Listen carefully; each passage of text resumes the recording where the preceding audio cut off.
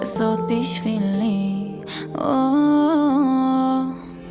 אני לא אפסיק לעולם לאהוב אותך גם כשיגיע גן עדן.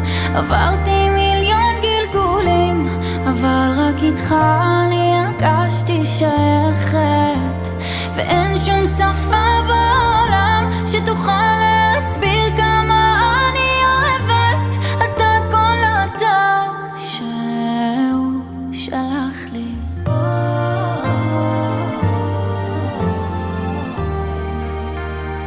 שאם רק היית כמעט שוויתרתי עליי, כמעט שאיבדתי בי את הרגש.